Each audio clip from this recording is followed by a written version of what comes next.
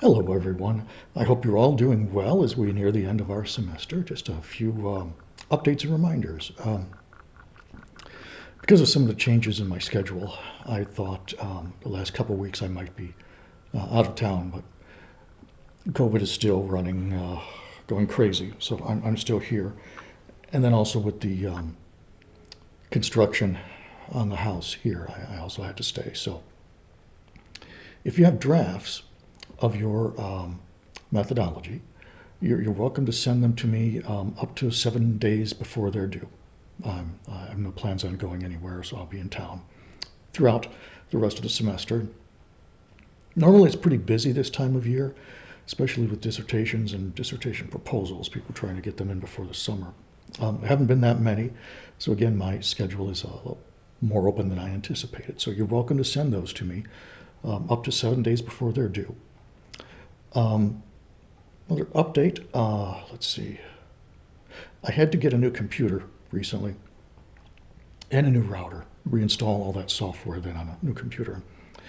I had some difficulty doing so. I had to have someone help me do that.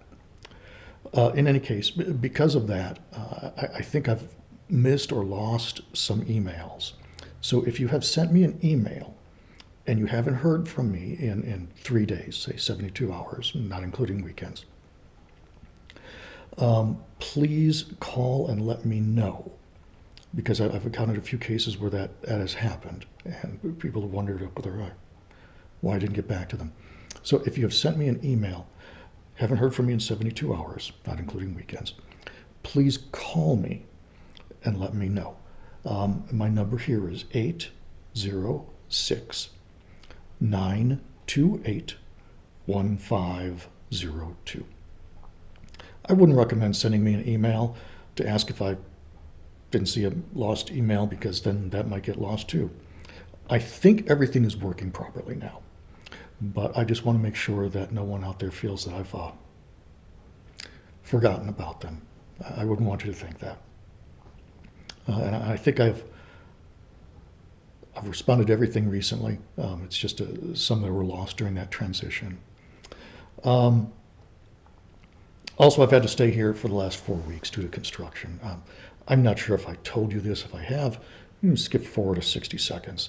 Back in November, a young man, a drunk driver, lost control around the intersection where I live and crashed into the garage, which is straight on the other side of that wall. Pretty much destroyed it, along with damage to my car and destroying my wife's car. But it's attached garage, but it pretty much had to be rebuilt entirely. New bricks on the outside, those were all knocked off in the collision. New roof, new framing, new drywall, electricity had to be replaced, pretty much the works. It was hard to find somebody because of the pandemic. They were only able to start work on that about 4 or 5 weeks ago. But because I had crews here pretty much every day of the week for the last 4 weeks, I preferred to be here at the house. As anyone doing a major construction on my home, I prefer to be here when it's happening. So again, another reason I had to change my plans and stay here. Another reason for you, I'm available for you if you want to send me your papers or drafts. I'll be glad to look at them and get those back to you up to 7 days before the end of the day, before they're due. If you have questions about anything, please email or call. You have my number. If Zoom works better, you prefer something interactive, see each other, that's really my preference. I'll be glad to set something up, time that we can talk. My schedule is largely open. The only time that doesn't work would be every other week from 3 to 4. My son stays with me every other week. He stays with his mother every other week, and he's with me every other week. When he's with me, I pick him up from his school at All Saints at 3:30, and that usually involves driving from 3 to 4. Other than that, my schedule's pretty much open, and he is not with me this week. Last thing I wanted to do was just some reminders about the paper, about detail and clarity of language. And this is something I encounter a lot, not just in classroom writing, dissertation proposals, dissertations. It's easy for one, as a student, to write assuming that the reader has some kind of background knowledge base, especially if the reader is a faculty member, a professor. And that's true. However, in dissertations, for example, not all of your committee members will be experts in the entirety of your field of study. Some people will be there because they are methodological experts, and they may have little or no knowledge about the content area, and vice versa. Because of that, you can't make any assumptions about the knowledge base of your reader. So you have to write in a way that anyone reading that will be able to understand your meaning. So if you're using a term, for example, instrumental case study. I know what an instrumental case study is, and you all know that by now. But we can't assume that your reader will. And I want to get you in the habit of understanding that, because that's going to be important for your future and your career. So when you use the term instrumental case study, define instrumental case study using scholarly references. Discuss its advantages and its disadvantages with appropriate scholarly references. You want to do that for every term you use, every methodological decision that you make. Why it's appropriate, have scholarly references. In other ways, I tell people, write this as if you were writing for a first-year master's student who doesn't know anything about qualitative research. So you're explaining it as you go along to your reader.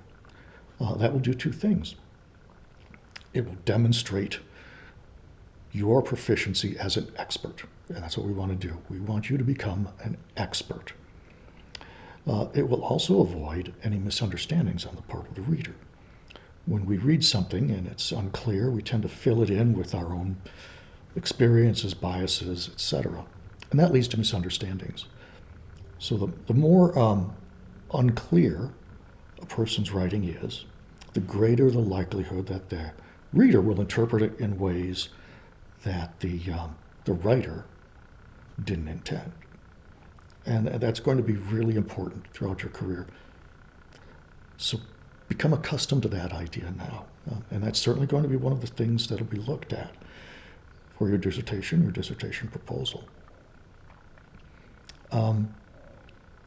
Yes, increased levels of ambiguity in human communication increase the possibility that reader or listener will interpret it differently. This is how misunderstandings come about. I don't know if I ever told you the legend of Burger Boy.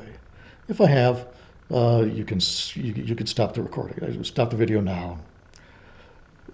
But this really is important. It was one of the important lessons I learned years ago. Back when I started teaching here at Tech, I started in '99, so I was 33 years old. I looked like I was 33 years old, maybe even a little younger. I had a lot more hair than I do now. God, I had great hair back then. At any rate, I didn't have a printer in my office, so I would have to go across the hall to the graduate computer lab to pick up something if it was being printed. I also keep in mind, this wasn't in the current COE building. This was back in the previous COE facilities, which were in the central admin building now. What is now central admin building? We were on the part of the first, second, most of the second, all of the third floor. But I'd have to go across the hall to pick something up. And I was probably dressed casually that day. If I wasn't teaching, I probably didn't wear a tie. I was over in the grad lab waiting for something to print, and there were two other grad students talking. And one of the students asked the other one, I didn't know him very well apparently, he said, "Are you in counseling?" Now, I think what he meant to say was, "Are you in the counselor education program?" But that's not what he said. Are you in counseling? To which the other guy turned to him and very indignantly replied, why, do I look like I need counseling? Okay. See, increased ambiguity leads to misunderstandings, or at the very least, people interpreting things differently from how it was intended. So, write as clearly as you possibly can. Be as explicit as you can. Use references, use resources to show that you can connect your ideas to the literature out there. Also, literature review is not part of this assignment. If you want to turn in a lit review, fine. But I've tried to design this as closely as possible to what a Chapter 3 is going to look like for your dissertation proposal. If you want to include a lit review, 1 page is sufficient. Anything beyond that's going to take away from your study. All right. So focus on your study. At this point, you should be working on findings, implications, recommendations for further research. If you have questions, again, please call me. I'm here to help, and I really do enjoy talking with people. I've been working from home here for a year. I've never felt so disconnected from my colleagues and my students. It's a pleasure to talk with you, so please don't be shy about reaching out to me.